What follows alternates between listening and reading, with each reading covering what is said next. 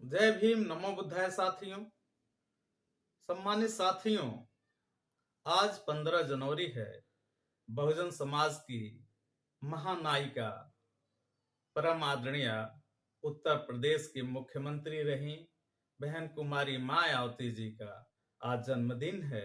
इस जन्मदिन के शुभ अवसर पे हम आदरणीय बहन कुमारी मायावती जी को उनके जन्मदिन की हार्दिक बधाई और शुभकामनाएं देते हैं।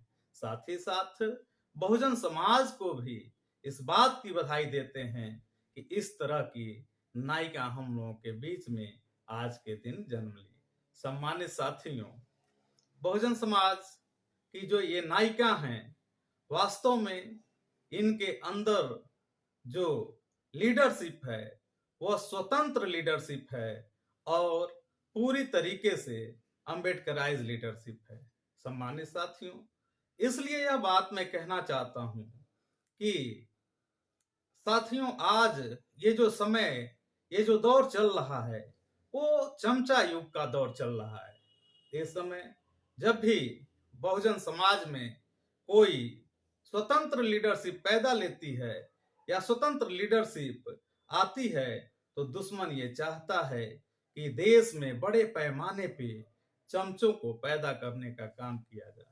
आज बहुजन समाज में जन्मे तमाम सांसद और तमाम विधायक लोग हैं, लेकिन वो कभी भी बहुजनों के हक अधिकार के लिए, शोषित, वंचित और दलित समाज के उत्थान के लिए आवाज नहीं उठा पा रहे हैं। इस समय यह जरूरी हो जाता है कि जो बहुजन समाज है उसको नकली और असली नेतृत्व में भेद बताया जाए। सम्मानित साथियों, इसी बात के लिए जागरूक कराने के लिए और अवगत कराने के लिए समाज को मान्यवर कांशीराम साहब ने एक किताब लिखी, चमचा एज। और चमचा एज में उन्होंने बड़े पैमाने पे वो सारी चीजें दी जिसको पढ़ करके आप जागरूक और अवगत हो सकते हैं कि असली और नकली नेतृत्व कौन सा है। सम्मानित साथियों, इस अवसर पे मैं आप सभी सम्मानित साथियों से यह आग्रह करूंगा कि निश्चित रूप से चमचा युग आप लोगों को पढ़ना चाहिए। सम्मानित साथियों, आपको बताना चाहूंगा कि इस युग की शुरुआत एक्चुअल में बाबा साहब डॉक्टर अंबेडकर ने शोषितों, वंचितों और दलितों को अधिकार देने के लिए जब गोलमेज कॉन्फ्रेंस लंदन में बहुत त्याग, तपस्या और बलिदान के बाद बहस कर रहे थे, वहां से उन्होंने दलितों, शोषितों, वंचितों को अधिकार देने हेतु कम्युनल अवार्ड जब बाबा साहब डॉक्टर अंबेडकर इस देश में लेकर के आते हैं, सम्मानित साथियों, वो दिन 17 अगस्त 1932 का है। इस दिन ऐसा प्रतीत होता है बाबा साहब डॉक्टर अंबेडकर को कि अब भारत के दलित, शोषित और वंचित समाज के लोगों का उत्थान हो जाएगा, गुलामी की जंजीरों से ये मुक्त हो जाएंगे। तो सम्मानित साथियों, आपको पता है कि इस देश में दलित, शोषित और वंचित समाज को बहुतायत ऐसे लोग हैं जो निश्चित रूप से ये नहीं चाहते कि उनका उत्थान हो। उस समय मिस्टर गांधी ये कभी नहीं चाहते कि दलितों, वंचितों, शोषितों का उत्थान हो, जिसके फलस्वरूप मिस्टर गांधी ने 20 सितंबर 1932 को आमरण अनशन कर दिया। और जब आमरण अनशन कर दिया, बाबा साहब को अंततः मजबूर होना पड़ा और गांधी को जीवन दान देने के लिए एक समझौता करना पड़ा। सम्मानित साथियों, 24 सितंबर 1932 को यह समझौता पूना पैक्ट के नाम से हुआ, जिन्हें आज भी पूना पैक्ट के नाम से जाना जाता है। सम्मानित साथियों, इस देश के दलितों, शोषितों और वंचितों ने अपना अधिकार सारा खो दिया और जो कम्युनल अवार्ड है ये नहीं मिल सका। इसके बदले उनको संयुक्त निर्वाचन का अधिकार मिला और पूना पैक्ट समझौता हो गया।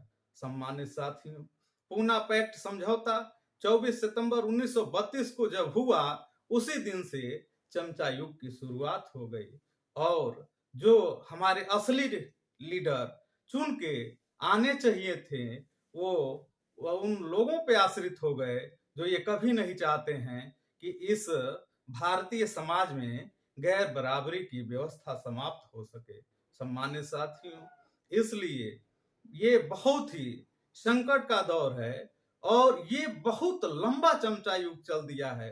सम्मानित साथियों, जब जब जब जब स्वतंत्र लीडरशिप प्रखर होता है तो दुश्मन और तेजी से चमचे पैदा करना स्टार्ट होता है। लेकिन कांसीराम साहब ने चमचा युग में निश्चित रूप से इसका एक अस्थायी समाधान भी बताया है। सम्मानित साथियों, कांसीराम साहब कहते हैं कि चमचा युग का अस्थायी समाधान करने के लिए पहला काम आप सभी को ये करना होगा कि चमचा युग की चुनौतियों से निपटने के लिए हमें सामाजिक कार्यवाही की जरूरत है और दूसरे नंबर पे चमचा युग का अंत करने के लिए हमें राजनीतिक कार्यवाही की जरूरत है। किंतु उज्जवल युग को इस पीढ़ी से अगले पीढ़ी तथा आने वाली पीढ़ी से पहले लेकर आने का काम सबसे कठिन है। सम्मानित साथियों, इसके लिए हमें पूर्ण सांस्कृतिक बदलाव और एक सर्वथा भिन्न नियंत्रण की आवश्यकता है। यह काम इतना कठिन है और इस काम के बारे में समाज को जानना ही होगा, तभी हम इस चमचा युग से अस्थायी समाधान पा सकते हैं और बहुजनों को असली आजादी दे सकते हैं, उनका हक अधिकार दिला सकते हैं। बाबा साहब डॉक्टर अंबेडकर ने कठिन परिश्रम करके भारत का संविधान लिखा, उसमें दलितों, शोषितों, वंचितों के साथ साथ भारत के समस्त नागरिकों को अधिकार दिया है। लेकिन खास तौर से कुछ गैर बराबरी के जीवन को प्रमोट करने वाले लोगों ने चाहा है कि जो भारतीय संविधान है उसमें जो अधिकार हैं वो दलित, शोषित, वंचित न ले सकें।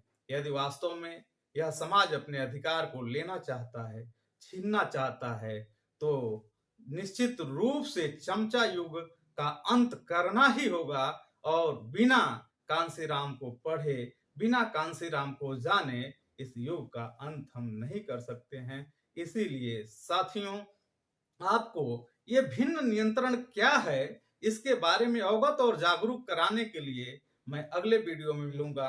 जय भीम, नमो बुद्धाय।